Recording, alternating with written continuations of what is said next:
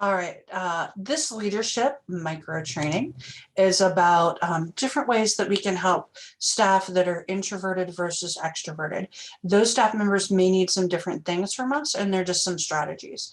So, first of all, it helps to know if you're extroverted or introverted. So, if it's not something you've thought about before, or if you haven't done a little self reflection or survey about it in a class, extroverts tend to be active, hearty, varied, outer world expressive, speak as they think, really social, big group of friends.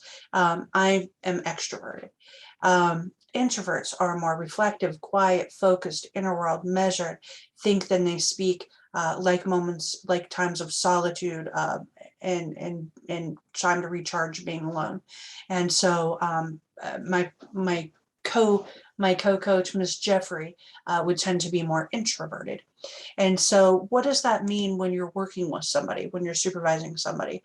And so, a way that you can help care for extroverts or the extroverts on your team is to show respect for their independence. Compliment them in front of others. So an introvert may have a hard time with praise, especially in public, and so maybe a thank you card would be a better fit for them. Whereas an introvert is going to like the shout out on the big screen at all staff where somebody has said thank you to them. Um, Accept and encourage their enthusiasm. And so extroverts sometimes kind of jump right in and get excited about things. And so when we're supervising that person, just know and accept that and encourage their enthusiasm. Allow them to explore and talk things through. So these are where extroverts and introverts on your team may be very different. As an extrovert, I like to talk things through. And as I talk things through, I'm thinking about and deciding and making decisions and making a plan. So I really need to kind of talk those things through. And I'm going to brainstorm a ton of ideas. Some of them are not going to be great, but I'm going to brainstorm a lot of things as I'm going through that exploration. Thoughtfully surprise them. And so one of the things that Jeffrey always says that's so nice is she would like leave me little notes on my desk or leave me little drawings that she would create of little cartoons. And so those little surprises felt really good for me. And I liked being surprised. Now, an introvert is not going to like a surprise that much. Jeffrey decorated my space for my birthday, and it was very balloons and out there and everybody, and I loved it. But if I'd done that for her, she would have loathed having all that attention around that. Understand when they're busy. And so sometimes as an extrovert, you can get really into a project, really into a mode, and having an interruption can be frustrating. So understanding that they're going to have times when they're busy with a project or an idea. Let them dive right in. So if they go to a training, if they go to a class, if they read a book, if they hear an idea in a meeting, they might really need to dive right in and get started. It's helpful to give extroverts options. So it's funny because we talk in a classroom about giving children two positive choices, and grownups need those too, right? We need options. So we can do this or this or this. And so getting those options can be really helpful for our team members who are extroverted. Physical and verbal gestures of affection are appreciated by extroverts. Pre-pandemic, I'm very huggy. I'm very touch on the arm when I talk. But I know that some of the introverts in the office, like Miss Hope, certainly does not want a hug from me. She's not going to appreciate that gesture of affection. Definitely not with COVID right now. I love you, Miss Hope.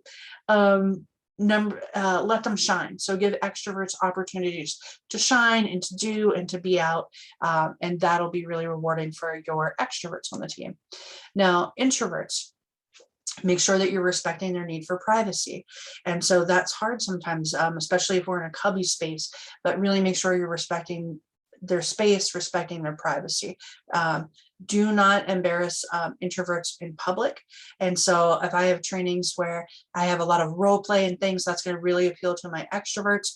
But if I'm asking an introvert to get up and sing a song in front of everybody, that's not something that they're going to love.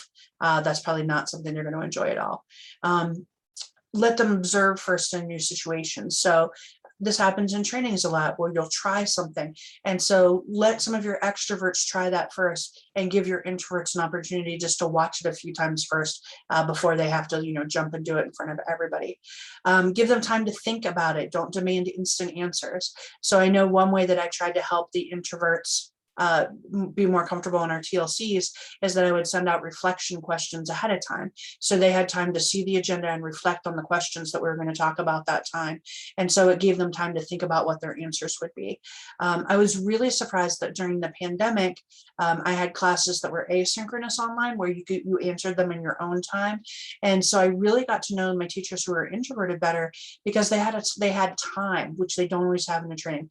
They had time to really think about what their answers would be. They had time to really think about what they wanted to say. And I got to know my teachers that were introverted so much better. We've all been in a training where you have somebody like me who volunteers every other time and wants to say their answer. Those extroverts are going to jump right in and answer, but introverts want time to think about that thing first. So using a strategy like a think, pair, share is a good strategy for introverts in a training because you give them that think time to prep that first before they have to share answers at the group at the table. When introverts do speak, don't interrupt them because you'll shut them down. So make sure that you're not interrupting introverts. This one, we live in a field that has to pivot really quickly right now with all that's going on, but it's super helpful if we can give introverts notice about things, notice about when we're going to meet, notice about when we're going to have a training, notice about a change that's going to happen. That's going to make them feel safer and in more control. Give 15-minute warnings. We do this in classrooms, but it's a really good strategy with grownups too, right? If I have to stop right in the middle of something, it can be super frustrating. Giving me a minute to finish out my thought, or saying, how much time does everybody need to wind up so we can meet together? Do you need 5? Do you need 15? Do you need an hour? So that we can finish that task and get ready to move on. This says recommend them privately. I would always recommend everyone privately. If I have a hard conversation to have with the person, I'm certainly not having that in front of a group of people because it's nobody else's business. So I would say that's one that we just need to do privately with everybody. This talks about teaching them new skills privately. And we just had a training where we talked about this, and one of the new inclusion specialists talked about how much they really appreciated having the opportunity one-on-one to meet with Johnny and learn those new skills privately, to learn those new skills one-on-one in a safe place. So it's a really good strategy, especially for introverts. Enable them to find one best friend who has similar interests, similar abilities. It's really good for everybody to have that safe person at work that is their work buddy, their work wife, their work partner that they can feel safe and comfortable with. Don't push introverts to make a lot of friends. They're going to be comfortable with a smaller group. So constantly mixing them with different people, constantly pushing them to have lots of different friends isn't what's going to make them feel safe. Respect their introversion and don't try to make them into extroverts. We live in a society that very much favors extroverts. I feel like you get a lot of they're like, be friendly, make friends, have a lot of people. And we have to really respect that if you're more introverted, you need time to refresh and regroup and recharge. And it can be very exhausting to deal with extroverts all day. In our training today, somebody brought up a really good point. Head Start has a lot of people that are extroverted. We're huggy, affectionate, that kind of a group. And so it's even harder for our introverts here because they can kind of find us exhausting. So just be aware that, you can be a little exhausting to your people too, especially ones that are kind of a different fit than you. So I hope this information is helpful, and we'll have another little micro training coming up next month. Thanks.